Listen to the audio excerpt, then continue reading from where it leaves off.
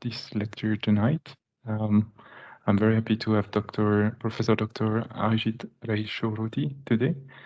He's a faculty professor from Georgia Tech in Atlanta, Motorola Foundation professor, and so this is done in the context of SSCS Distinguished Lecture.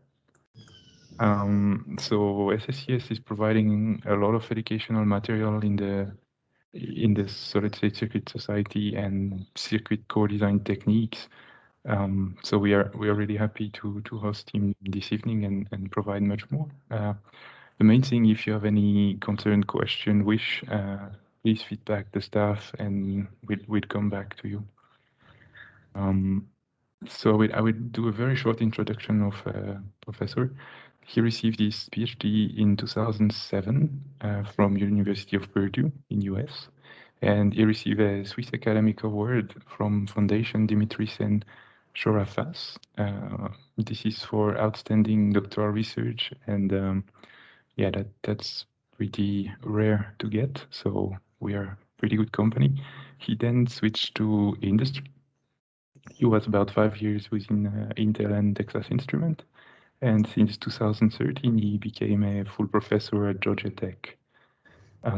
He, of course, since 2004 already provided us with a lot of distinguished contribution at the Solid State Circuit Society, with many awards for sure, a lot of committee support at conferences such as DAC, ICCCAD, VLSA, and he's a distinguished lecturer through 2022. And so we are very happy to have the first one, I think, of the term this evening. So with that, I will let. Perfect. Thank you so much, Matthew. So I will start by sharing my screen. So hopefully you can see my screen, and thank you so much for inviting me.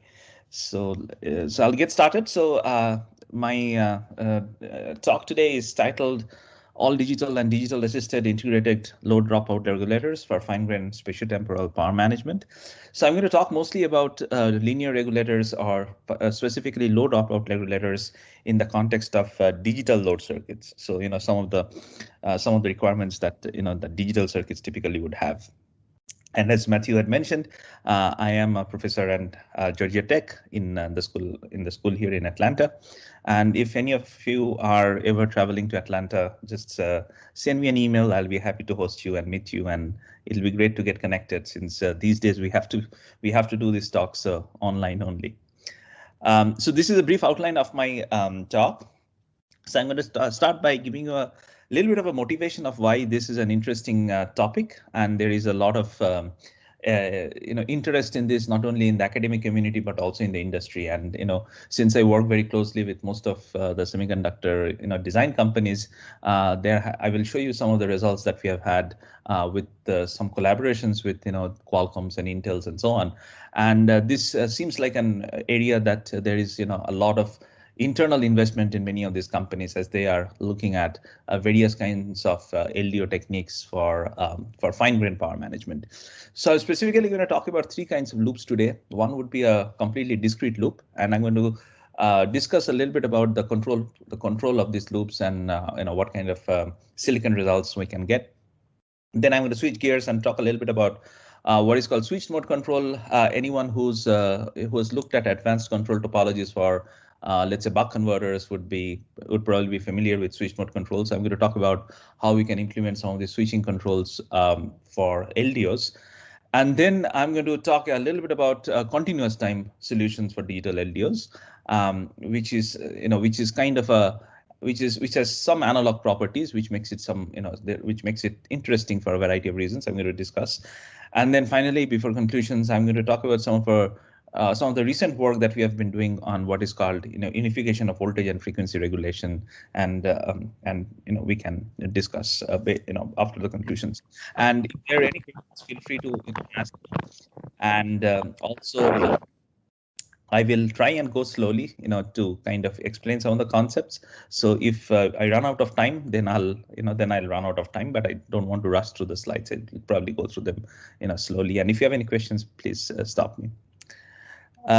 So the whole motivation for fine-grained power management is in digital circuits is that we currently design with many functional cores or functional IP blocks, and some of these are in low power state, some of these are in high performance state, and we would do DVFS on a per core basis quite regularly these days, right? So that's kind of one of the most powerful knobs to do fine grained power management on digital dies.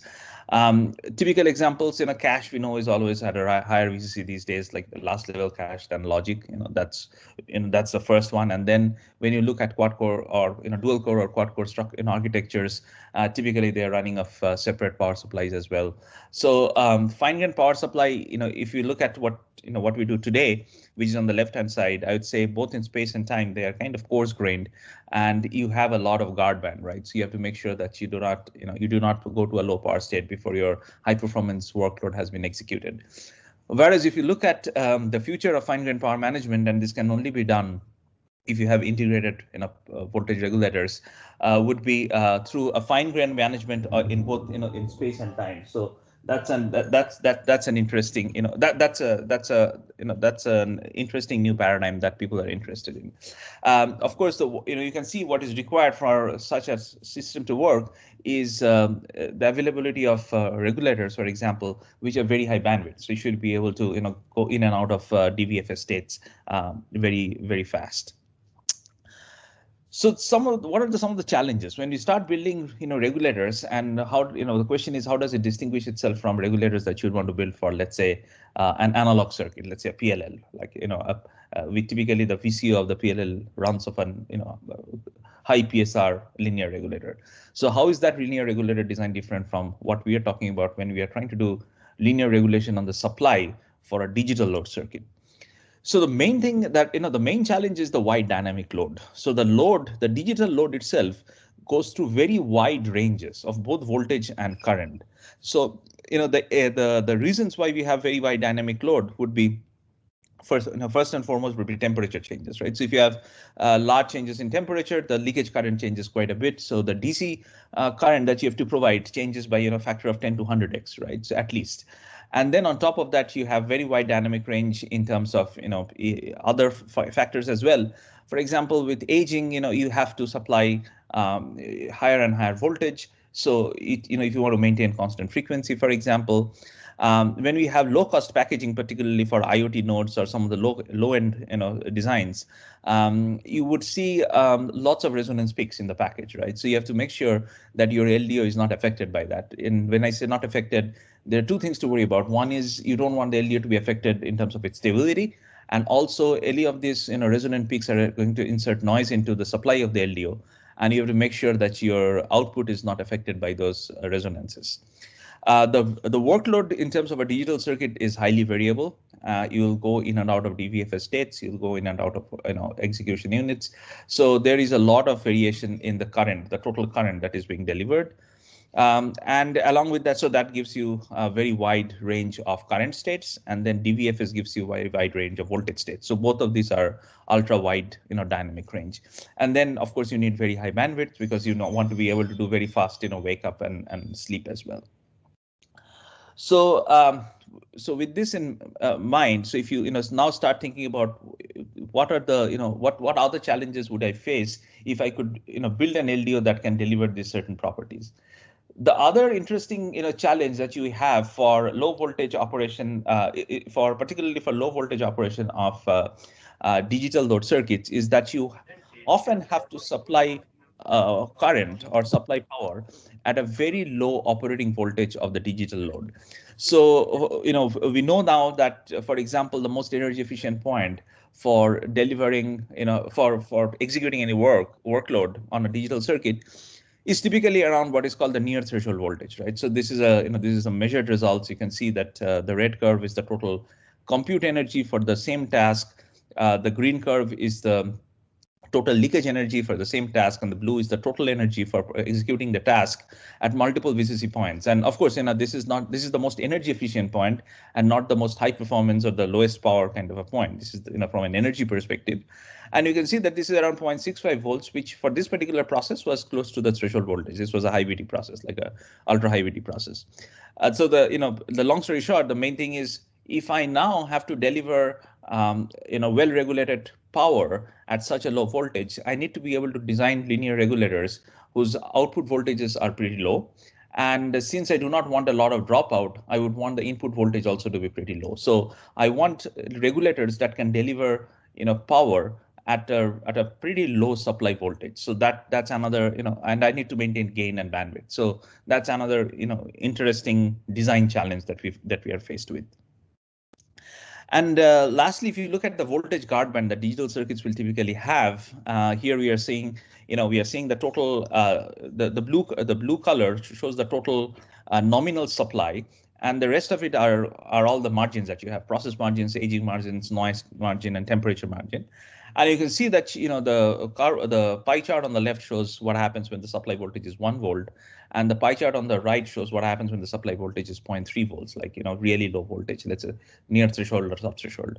And then what we see is that the total percentage of the guard bands actually increase as you start lowering the supply, which means having a well-designed regulator on die, which can reduce some of the pessimism in the design, is going to be a critical component of increasing energy efficiency. So voltage guard band management is another key challenge for some of these digital load circuits.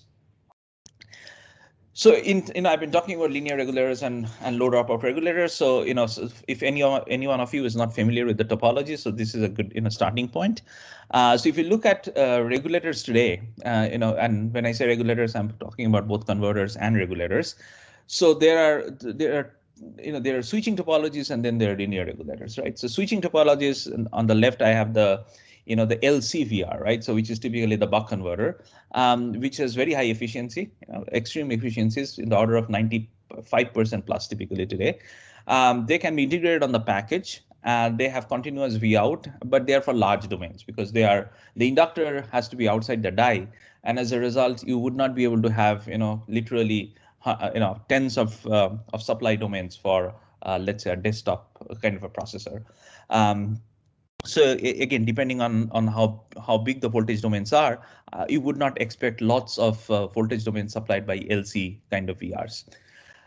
In the middle, we have switched capacitor VRs. Again, an interesting new area of research. I mean, this has been going, I shouldn't say new, it's been going on for about, I'd say 12, 13 years. People have been looking at switched capacitor regulators. They are reasonably high efficiency, not as high as switching inductors, but they are definitely switching converters, so they have high efficiency. The main challenge there is the capacitor energy density. So on-die capacitors don't have the kind of energy density that you need to be able to supply a reasonable size load. So switch capacitor regulators are somewhat, particularly the on-die switch capacitor regulators, which are good for integration, don't have enough energy density so that you can supply, for example, a desktop processor. So that's kind of one of the limiters for SCVRs. On the far right, I have the linear regulator, which is kind of the de facto for on-die regulation. And remember that a linear regulator, if you look at the basic structure of a linear regulator, which is the conventional one with an op amp. It's actually a pretty simple design. You have a linear device, a power MOS, which I'm showing here, with the load, and you take feedback, and then close through an op amp, and then that's how the system would work. It will regulate itself. It will maintain the V out at Vref, right? And this is very high efficient. This is very high integration density because everything, there is no passive, so that's a big advantage. This has pretty high response time, right? Because it's a completely high gain circuit. It's a closed loop high gain circuit, so it has pretty good response times. But the biggest challenge here is that you can very easily see that the power dissipation across the power MOSFET is going to be a major source or major challenge in terms of efficiency of the system. And just for this analog regulator, just to give you an idea of what the poles of the system are, there is an internal pole of the system which is at P int, which is at the input of the gate of the power MOSFET, and the other one is the P out, which is at the output. And depending on whether you have an external capacitor to stabilize the loop or whether you are internal pole compensated, both of these are topologies that have been prototyped, shown, and integrated into products. But when today we are talking about typically voltage regulators, analog linear regulators, which are integrated on dies. they typically would try to avoid any external capacitor. So you can kind of assume that the internal pole is going to be the dominant pole, and the gain of the P power MOSFET right here is going to provide you with some amplification of this capacitor, which makes this the dominant pole. So so that's kind of the internal pole compensated designs are mostly used in most of the on-die integrated linear regulators. If you now take a step back and think about what would be one of the major limitations of this analog PMOS based linear regulator would be if I now start lowering the supply voltage, for example, the gain of the whole system would try to fall, and that's the AM, the amplification factor. And what will end up happening is you will start losing bandwidth, and you'll also start losing control on the location of the poles, and you have to design for the worst case. So at some point you would not even have the headroom for this op amp, and your the whole system will start to collapse. So one of the major limitations of a purely analog design, apart from the fact that this is analog and there is design time implications, and you would not necessarily be able to integrate it into the digital flow. The other big challenge would be, one of the requirements, as I said, was supplying a clean voltage at low operating voltages.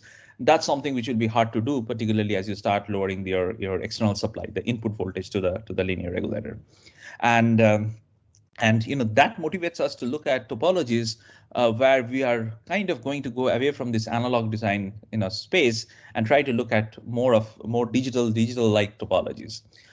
So the simplest way to think about an all digital discrete time discrete device kind of an LDO is somewhat like this. So in terms of understanding how it works intuitively, it's absolutely very simple. So think about the power MOSFET now being replaced by a series of MOS devices. So this is a bank of MOS devices. This is the load circuit. This is the output, and you take the feedback from the output, and then you go to a comparator, and the comparator is essentially this is not a linear device, it is just a comparator. So you can provide good comparators even at low supply voltages. So that's the advantage. So since I do not need linear gain, I would just make a digital decision on 1 and 0, depending on whether the VREF is greater than Vout or VREF is less than Vout. And then that output will trigger some control logic. If I find that the output voltage is less than the reference, then the control logic will turn on more of these PMOS devices to supply more current and pull up the Vout voltage. If Vout is greater than VREF, then the control logic will exactly do the opposite thing. It will reduce the number of MOSFETs and which are turned on, and as a result, the current supply will decrease and the Vout node will start to go down. So this whole topology is typically fully clocked. These are clocked comparators. This is a digital clocked logic, and these are mostly synchronous, right? So most of the designs that people have done so far on the pure discrete time digital LDOs are all synchronous, although there are some continuous time versions that I will mention which are possible. This is a single stage comparator, although we have looked at multiple stage comparators for higher gain. So the gain of this comparator actually is also very important. So when you first look at it, it seems like this was if you're trying to find out what the bottlenecks of this design are, so you'll find out that the comparator, the bandwidth of the comparator is actually important, particularly when the Vin is low, and that's the when you're looking at the performance of the Vout node, you would see that the comparator, the bandwidth of the comparator and the gain of the comparator actually does play a significant role. But it's much easier to design at low voltages than a linear amplifier, for example, for sure. And the control logic can implement something as simple as PI control or PID control. So you can think about it as a completely digital control. So now if you look at side by side some of the comparisons between a pure analog solution and a pure digital solution, the analog LDO will typically have very high bandwidth. It has excellent small signal performance, which means there is hardly any ripple at the output. They have very tight gain control around the operating voltage. The power supply.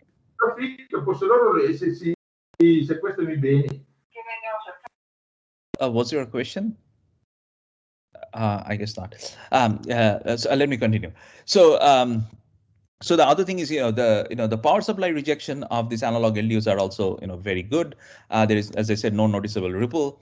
The main limitations are they are limited by the slew rate of the power MOSFET, right? So particularly if it is internal pole compensated, the bandwidth of the system is kind of limited by how fast you can slew that PMOS, and that is often the limiter in terms of the bandwidth of the whole system. And it operates over a narrow operating range with controlled gain and phase margin and gain margin, which is again a problem because we are trying to address digital load circuits with very wide dynamic range. So if I have to take one key item of message out of this, I'd say that these kinds of LDOs would be, of course, ideal for supplying sensitive analog load, which we have been doing for so long. But if I have digital load circuits with wide dynamic range, they're not necessarily the best choice. So when you look at digital linear regulators on the other side, advantages are there's no analog components. This is synthesizable. So we have been we have integrated some of these LDOs in with other digital load circuits, and the whole thing, except for the discrete power devices, you can integrate and synthesize and put the rest of it in the digital flow, which is hugely advantageous when we are trying to build something substantially larger. On the principle, one of the interesting artifacts of the digital LDO is that it decouples the loop gain from the operating voltage. So what do I mean by that? If you go back, you can see that this control logic, there can be a P term, which is the gain term of the loop, which means I can increase the gain digitally, even though the input voltages may be low. So this provides us with a way to decouple the loop gain from the operating voltage, which is a key design parameter when we are trying to deliver for low voltage operation. They have larger operating range because everything is digital, so maintaining loop stability and all is actually easier.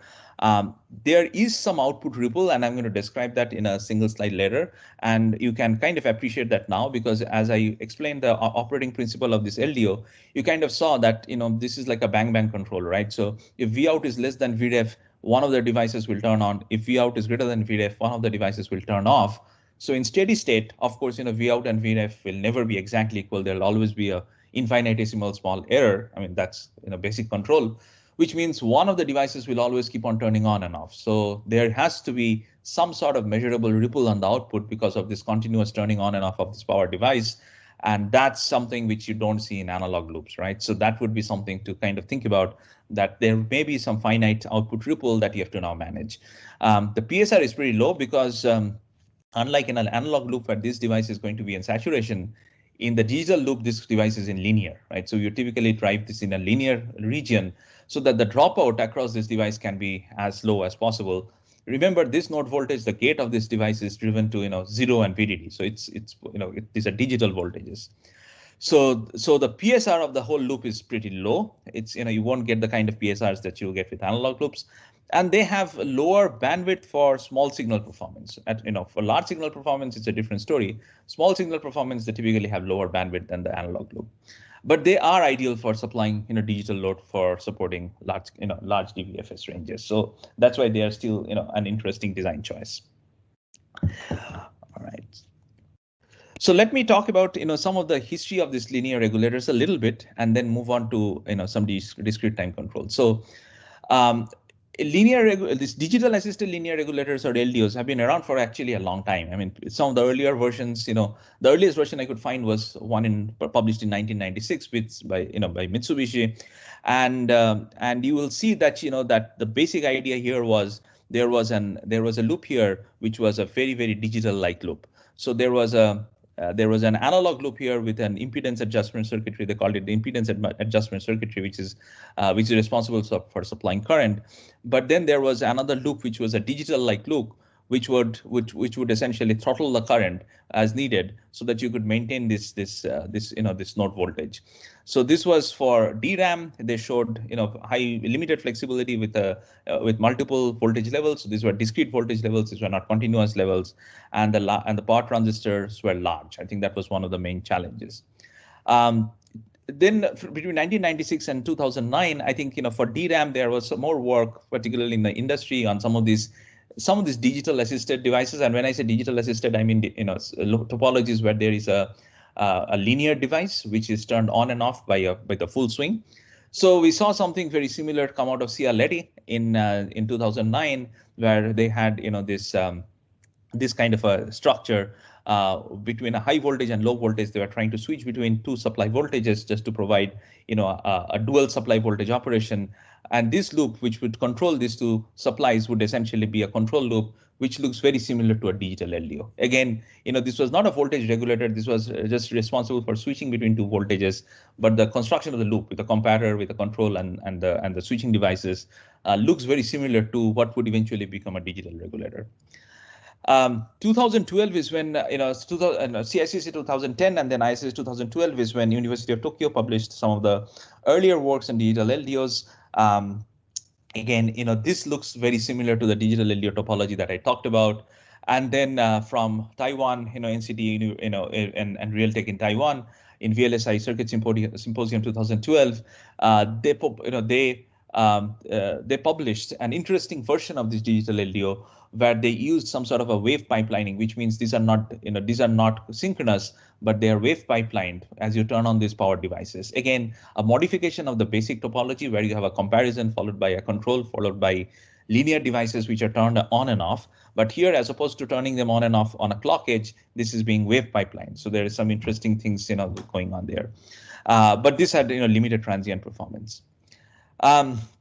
So some of my earlier work, 2012, we did some work when I was at Intel, and eventually when we moved to, I moved to Georgia Tech, we did some work on continuous time versions of these regulators. So I'll come back to this later. And then 2015 ISSCC, we published, I think, one of the earlier versions of a full-fledged all-digital linear regulator, and there are some subsequent publications based on that. So I'm going to describe these two topologies in a little more details in subsequent slides. And so I'm going to move forward. And then, again, I've shared the slides with all of you. So if you're interested, then take a look at all these, publications. It'll give you a kind of an overview of the history of how these things have evolved between, in the last 10 years.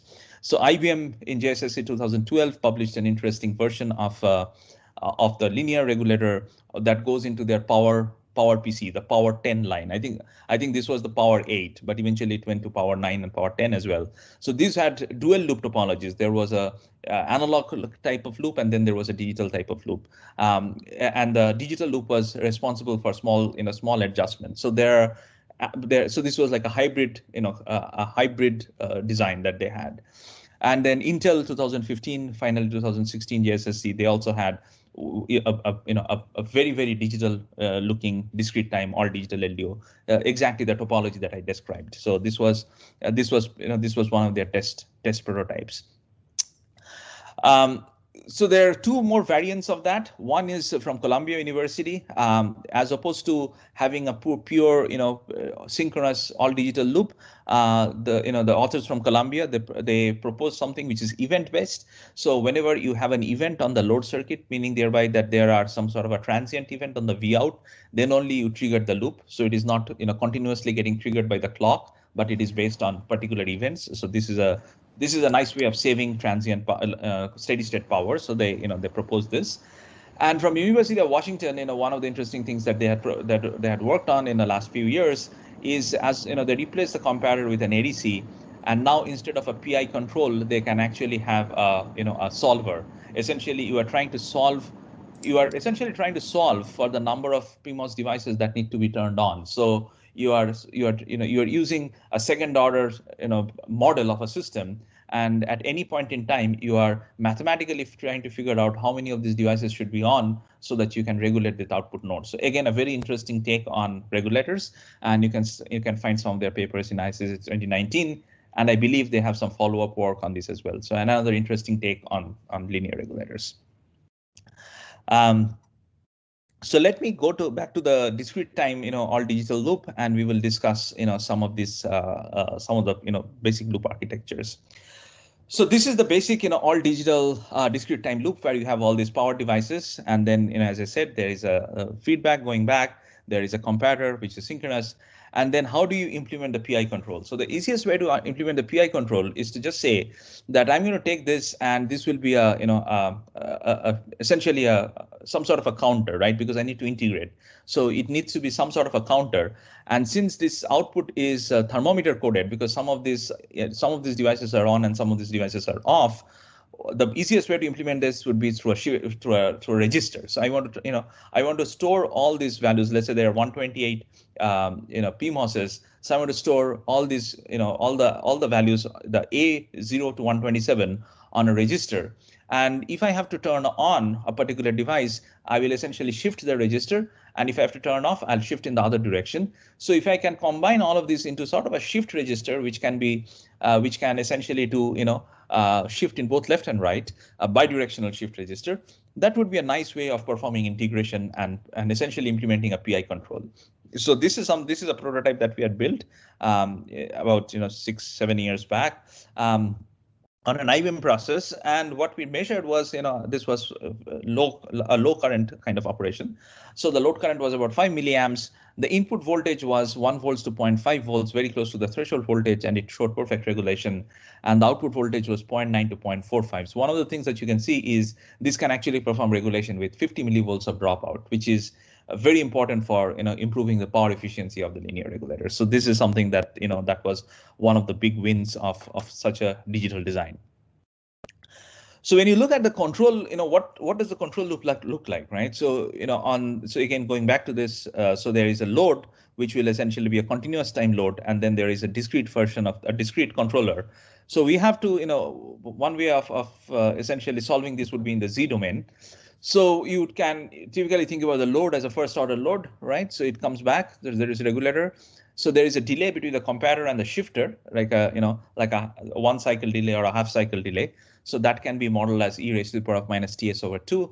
And then this is the barrel shifter. So the barrel shifter, so I didn't mention that this was a barrel shifter. So the advantage of having a barrel shifter, and if you remember what a barrel shifter is a shifter where you can shift in left and right in both directions, but with variable step sizes. So you can step twice in one direction or thrice or 4 times. So if I turn on, in a single cycle, if I turn on more devices or turn off more devices, that's similar to kind of gain control. So a barrel shifter essentially, not only integrates, not only implements an integrator of the PI control, but it also does the P part, because it can also provide gain. So that's what we implement, and this is the K barrel is the gain of the barrel shifter, which means how many devices do you turn on and off simultaneously. And this is a first order in a system, right? So this just implements an integration, right? So this is in the Z domain. So if you convert all of these in the Z domain, this is what it looks like. So there is a Z equals, in the open loop, there is a Z equals 1 transfer function, and then there is another pole. So there is a Z equals 1 pole, and then there is another pole. So this other pole is more important.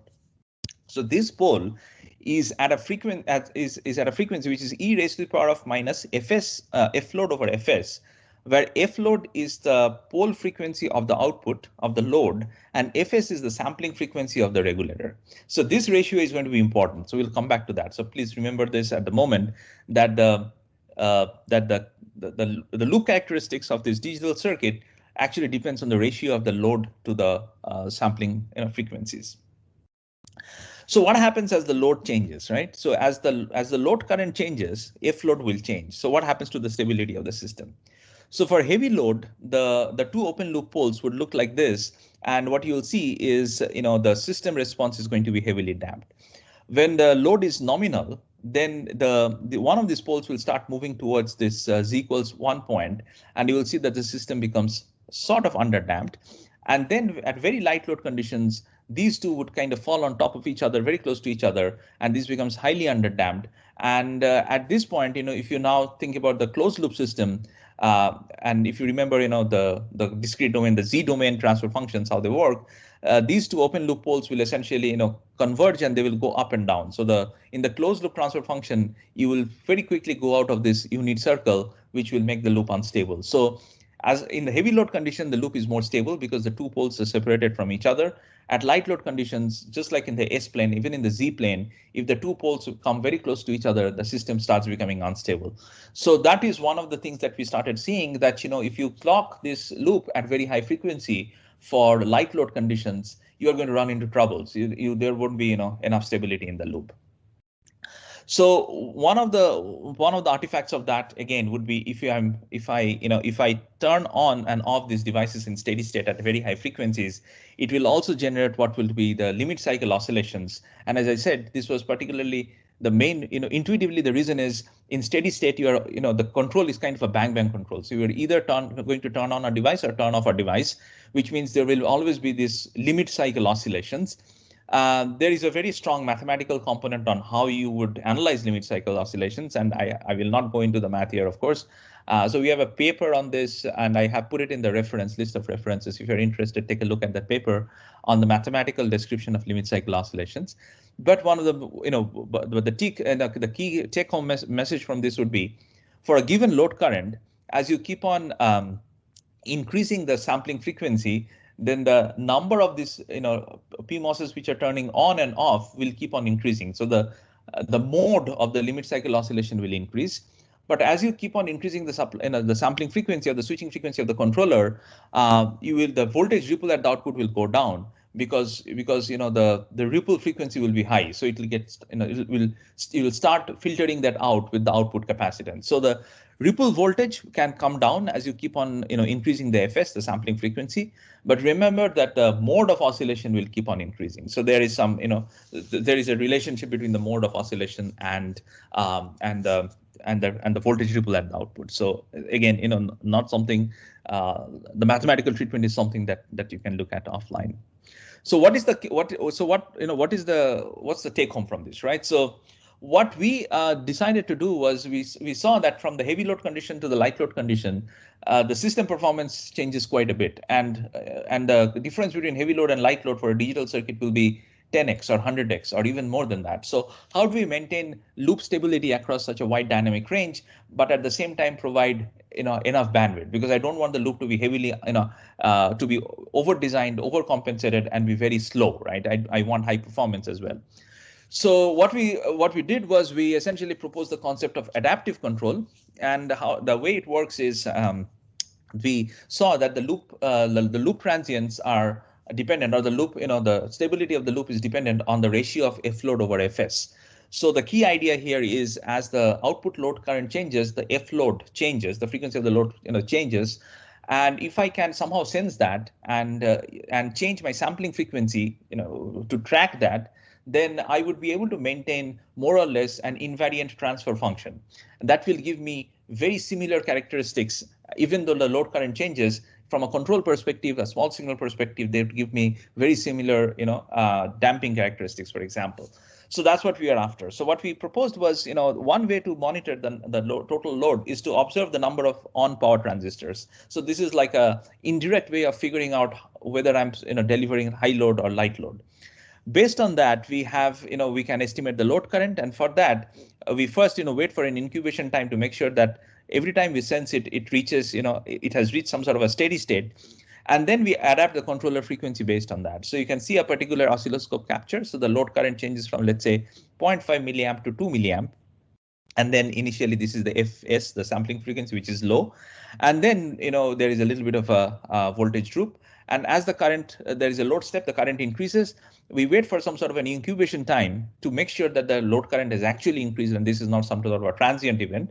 And when it actually increases, then we increase the sampling frequency to a F high, and then the F load over F high will sort of track each other, and then we expect to get significantly better loop performance and sort of maintain constant loop performance. So that is the basic idea. And in this initial design, we had F high, F nominal, and F low. We essentially split up the entire range into 3 parts, and the frequency, the sampling frequency, would be dependent on the high, low, and nominal. So this whole idea of changing the loop performance using sampling frequency as the knob is, at least at that point of time, was novel from a control perspective. And we have seen that this can actually be an interesting knob for other kinds of topologies as well. So particularly if you're interested in, all synchronous versions of PLLs, you're interested in all, synchronous versions of other kinds of, loops, for example, using the sampling frequency as a means of controlling the loop performance from a purely control perspective is sort of an interesting approach. So these are some of the measured results. So this is, the sampling frequency versus settling time. You can see that we could, design something which would settle down in less than microsecond. But most importantly, the main thing that we are going to go after is, of course, high efficiency. And for heavy load conditions, you see that if I look at the baseline, if I keep on sampling it at very high frequency, then between the heavy load and the light load, this is baseline design, the current efficiency will start to come down. Whereas if I regulate my sampling frequency along with the load frequency, I can, as I said, I've split it up into 3 parts. And since I split it up into 3 parts, I could maintain good current efficiency across this entire load current range. So we measure up to 4x improvement in light load current efficiency and 80% efficiency across a 50x load range. So those were some of the key results. In order to enhance the transient performance, one of the things that we did was to kind of say that if there is a huge voltage droop because of some load transient, one of the opportunities that we have is to now, instead of having a single level of Vref, we can also introduce a Vref plus 1 and a Vref minus, plus delta and a Vref minus delta to open up some sort of a, like a 3-level, sort of a 3-level ADC, right? So we are also trying to monitor if the load step is high enough that the output voltage has gone below the Vref minus delta or gone above Vref plus delta. Whenever that happens, what you can do is we introduce this concept of what is called reduced dynamic stability, and the idea here is you can clock this circuit at a faster frequency whenever any of these two incidents happen. So temporarily, what you are thinking of is temporarily you are reducing the stability of the loop, but that's okay because at this point I am trying to go through a transient event, and as soon as the transient has gone away, as the loop recovers, you will slow down the frequency. So you have to make sure that you keep on that you design it properly so that the high frequency during transient and the nominal frequency during steady state are properly designed so that the loop is stable, and the Vref plus delta and Vref minus delta, this band, this voltage band across the reference is also the right level so that you can maintain stability in the loop. And you can see that in execution. So there is a low transient, so there is a droop about 90 millivolts, and immediately this reduced dynamic stability loop is engaged. You can see that this starts oscillating fast. This is the clock, and the barrel shifter gain is also 3, so it quickly recovers, and you go back to the transient state. So again, this is an interesting, from a control perspective, this is an interesting idea, and linearizing the control and trying to kind of maintain stability both in theory and practice are interesting design challenges. So this is the reduced dynamic stability work, and you can see that this is the settling time. This is the sampling frequency, and as what we did was across a wide range of sampling frequencies, what we saw was the reduced dynamic stability gives me a better performance. So if I do not do RDS, then the system goes from overdamped to underdamped. Whereas if I actually do this reduced dynamic stability and also increase the gain of the barrel shifter at high sampling frequencies, the settling times are very close to 200 or 250 nanoseconds. So a huge improvement there. And it not only improves the settling time, it also reduces the amount of voltage droop that you can have. Going from almost for different kinds of load steps that we had, it decreases from 36% to about 60%. So increasing the gain of the barrel shifter and the reduced dynamic stability during transients are two ways of tackling this low transient events and voltage droops because of that in digital circuits. All right, so similar LDOs after that paper that we had published in ISSCC and 2015, we have seen that some of the other topologies from Intel and Samsung, they're also using very similar techniques, and I think the entire community is kind of converging on these kinds of ideas being very scalable, both in terms of voltage and also process integration. And these companies, of course, have been able to show this working at 7 nanometers as well. So so these are all silicon proven at this point. Since I'm definitely out, I'm going to run out of time, so I'm going to discuss. I'll skip one of these things, and I'll go through switch mode control a little bit, and then I will go to the UVFR, and then we can wrap up, and I'll look for questions. So the switch mode control is a modification of the discrete time version of the loop. So what happens in a conventional LDO with 2 loops, for example? So this has been done in analog, and there was a very famous Intel design that they used in a linear. It was a linear regulator for a PLL's clock, I think it was published in 2010 or 2011. I remember. So this was that gave rise to this whole generation of dual loop linear regulators. And the two loops had two different functions. One was the first loop was a large signal loop, which was relatively low, and then there was a small signal loop which has very high gain. So one was responsible for maintaining the regulation at the DC point of regulation, and the other was responsible for droops, voltage droops, and large signal performance. So so these dual loop LDOs have been around, but the way the dual loop LDOs typically would operate is you maintain stability by separating them out into frequencies. So one of them will have low bandwidth, the other will have high bandwidth, and by making sure that their intrinsic bandwidths are about 10x apart, you can maintain loop stability. So whenever we have two loops kind of competing for the same load, then that would be one that is the sort of the de facto way of designing systems. Both of them are continuous systems, and you want to separate them out in frequency so that you maintain stability. When we were working on these digital regulators, one of the things that we saw was, of course, the small signal performance of the digital regulators was not very good, right? So, if I have small voltage changes at the output, the analog regulator, because of the way it has very high bandwidth and very high gain at the operating point, it can far outperform the digital regulators. So philosophically, what are the digital regulators good for? They are actually much better than analog regulators in providing very large, very good large signal performance. So whenever there is a very large event, there is a very large droop, the digital regulator can rush in a lot of current, and we can recover from those droops. But on the other hand, the analog regulator, particularly for the high performance side, would be very good for transient, for small signal transient performance. So what we proposed was this switched mode control, where we have two regulators. One would be a digital version, the other would be an analog version. But the idea is they are not separated. They have some bandwidth separation, but they're also separated in terms of the voltage, like the error voltage. So how does it work? So the way it works is something like this. So this analog regulator is continuously working. So so this will provide you with small signal performance, and then the digital version of the regulator will be engaged with with VREF plus delta and VREF minus delta. So it becomes it's like a control with sort of a guard band around VREF. So whenever you need very high transient performance, when you need a lot of current to be rushed in, then this digital regulators the digital loop will engage. So this will maintain large signal transient performance. And in most cases, this will supply 80 to 90% of the total current. For the tight control at the point of regulation, the analog loop will engage, and that will provide 10 to 20% of the load current. So by separating them out, not in frequency only, but also separating them out in voltages, because and steady state, both of these are not engaged. Only this guy is engaged, and this will act like a current source. It is essentially supplying 80-90% of the load current, and whatever small transients you have, you will supply from the analog loop.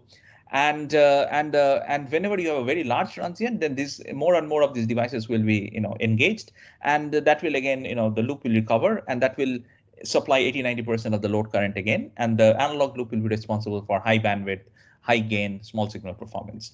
So we tried to separate the loops between small signal performance and high signal large signal control. So that's how we separated them out. And we saw, this is what we saw, that when you have a load step, for example, the digital loop will engage, and whenever you are in this guard band region, it's essentially the high signal, small signal performance, and that's where the analog will engage. So the digital will take you within this guard band very fast, and then the analog will make sure that you settle down very fast. So you can get kind of the best of both worlds. And we call this the switch mode control. So this is the essence of switch mode control, and it's used in control, in control design. This has been around for many years, right? So this is not super new in terms of control, but in terms of its application to linear regulators, it was kind of interesting, and we had some interesting results. So this is one of the advantages that you get because of this, because this guy now is supplying less current, only 10-20% of the load current. This device, this MPA, can be very small, and if the MPA is very small, then the pole here can be pushed out. The pole at the gate of the power device can be pushed out, So you can build this structure to be output pole compensated. And if you're familiar with this, you'll of course immediately understand that if it's output pole compensated, then the bandwidth of this loop is actually higher. If it's internal pole compensated, you are limited by the bandwidth of the internal pole. If it is output pole compensated, then the digital load, whatever load circuits you have, their transients are limited by the output pole frequency. And if your bandwidth of the loop is also limited by the output pole frequency, that's a good thing because you can maintain higher bandwidth. So the reason, the main insight is that we supplied less current from the analog loop, which made it possible for us to now build a output pole compensated analog LDO to go with the digital controller. And we built the whole thing in IBM process, and it worked very well. Again, 50 millivolts of droop, but now we saw significantly better transient performance as well. So as opposed to hundreds of nanoseconds of performance, we are now down to tens of nanoseconds of performance for very similar load steps. So you can see here there is a load step from 30 microamps to about 10 milliamps, significantly higher than the previous examples I was showing. But the settling times are now in the order of tens of nanoseconds, which is a very good design point for digital circuits, because it's in the order of tens of clock cycles. So that's that would be ideal. You don't want it to be more than a few tens of clock cycles. So this design, we built multiple versions of this. More famously, one version with Qualcomm, and Qualcomm was really interested in the idea. So they incorporated that in a test chip, like a Snapdragon test chip, where the analog LDO was supplying the majority of the current, and then there were some power devices on the top which were responsible for turning on and off this this structure, right? This whole there was a load circuit which had some MAC units and a whole bunch of test infrastructure, DSPs and all. And the whole idea was, again, current sharing between an analog LDO and this, what they call the header switches, the PHS large switches. And this loop, which was shown in gray, is now completely digital. So we reuse some of these power switches to supply current, but only only like steady state current, not transient current. The transient is provided by the analog LDO. So you maintain high performance, but you load share and you reduce the load on the analog LDO. So this was done, in this particular test chip that we built. So we had a leakage current sensor based on a ring oscillator, and the leakage current sensor was essentially responsible for supplying the digital load. So the digital regulator was responsible not for 80%, 90% of the current, but only for the leakage. And the dynamic current was supplied by the analog LDO. Again, remember, there is a good amount of SRAM. There is also low switching activity. So the leakage is not negligible. We are talking about leakage which is in the order of 20% of the total current. So 20% of it is supplied by the digital portion, and the rest supplied by the analog portion. So this was built in 7 nanometer FinFET process, and between the purely analog design, which was the baseline, versus the analog LDO versus the leakage current sensor based digital design, you can see that the settling times are very similar, and the voltage droops are also very similar. So in terms of their transient performance, they are very, very similar. So we have not killed the performance by introducing this this digital load. But what happens because of this is, since the analog can now run at a much it is now supplying less current, it can run with a much lower dropout. So the V in minus V out, the V in minus VDD, this difference can be lowered, and that's a big win, because that is directly directly related to the power efficiency of the regulator, right? So the ideal power efficiency is VDD over V in. So if VDD and V in are close to each other, then you have better power efficiency from the system. And this is what we have shown here from many dies that were counted. So the minimum dropout voltage with a purely analog design versus the analog plus this digital LDO design, you can see that there is a significant reduction from hundreds of millivolts to about 75 to 90 millivolts. So 20, 30 millivolts of reduction on the dropout, which is significant from a commercial products perspective. And we achieved that without degrading the performance, the high performance of the analog LDO. So long story short, what I'm saying is, digital versions of the regulators, while they are famously good for pure regulation for high performance circuits, but a combination of these digital regulators or digital controllers with purely analog, high bandwidth loops is also very interesting, and they give us new opportunities for better designs.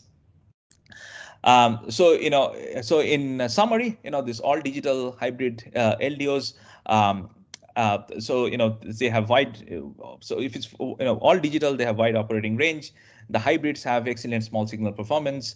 The all digital versions are low overhead. They're fully synthesizable. Where once you start building these hybrid loops, you start bringing in some of the analog as well. So you have to design an analog loop and so on. But the big advantage is this can be output pole dominant, and you can make them really high performance. So you don't have to sacrifice performance.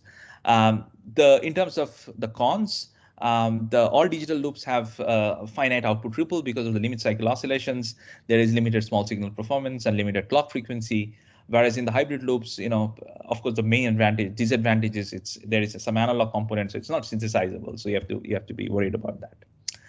So that takes us to the last section, which is continuous time LDOs. But I think we are, and I am out of time. So I think there are some slides. So if Matthew, I'll be happy if you would want to share the slides with anyone who's interested.